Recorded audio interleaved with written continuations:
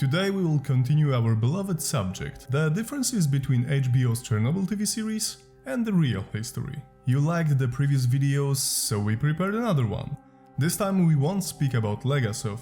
Yeah, that's a surprise, but there will be, for example, trivia about the after Chernobyl trial and the power plant itself. So, here it goes. Question number 16. Did people involved in the disaster, like the liquidators, act out because they feared or were threatened to be shot? However, this may sound exactly like Soviet state tactics when it came down to managing the behavior of its citizens. It wasn't true. Even in the first episode, there is this scene where Legasov and Sherbina are flying a military helicopter from Moscow and they are reaching the Chernobyl nuclear power plant. Legasov leans over the pilot and is visibly terrified with what he sees, which starts a short argument with Sherbina. The second one orders the pilot to fly over the power plant or he will get him shot. Legasov persuades the pilot that, quote, if he does that he will beg for that bullet.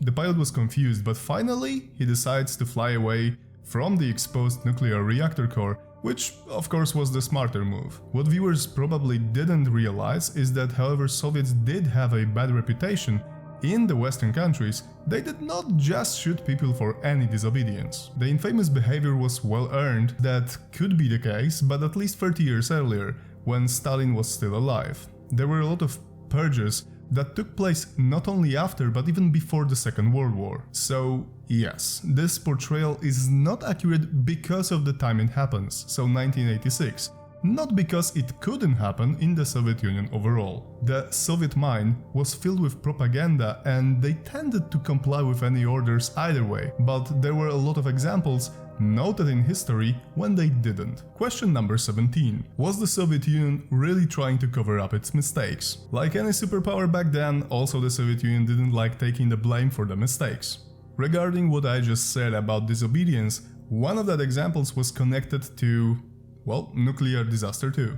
In 1983 there was a false nuclear attack alarm, when Soviet early warning radars picked up signals indicating that the United States released several intercontinental ballistic missiles. Stanislav Petrov was a lieutenant colonel responsible for monitoring those radars in the command center located near Moscow. He saw the alert, but he thought it was an error and didn't notify his superiors. If he did as he was supposed to, so notify them, USSR could launch its own missiles on the United States, which would mean the start of a global nuclear war. He rightfully concluded that the number of missiles shown on the radars was too small to be a first strike done by another nuclear superpower. As for the previous question, if we would believe HBO's Chernobyl, he would be shot shortly after. But that wasn't the case. Initially he was praised by two generals, but nonetheless he was questioned and reprimanded later, supposedly for filling the paperwork in a wrong way. Despite the overall positive outcome and his superiors appreciating his decision, he was never awarded for it. This was significant because usually when faced a problem of such scale, the successful soldier would receive some formal praise. According to Petrov, it was because the Soviet Union wouldn't officially admit that their technology had a flaw that could start a nuclear war. This was even more unfair because the former KGB director said that Yuri Andropov, then a USSR leader, was highly untrustful towards the United States. So if Petrov would inform him about the alert, Andropov could launch a nuclear counterstrike, ignoring the doubts. That was 1983, so fast forward to 1986 and Chernobyl disaster. We can pretty much imagine the mindset was similar when it came down to USSR admitting their poor technology caused the biggest nuclear disaster in human history. Question number 18. Did the three men were actually put on trial for Chernobyl disaster? Well, yes, HBO got this part right, despite some inconsistencies like Legasov being present at the trial. When it ended in 1987, all three men were sentenced to 10 years in labor camp. These were Anatoly Dyatlov, Viktor Bukhanov and Nikolai Fomin.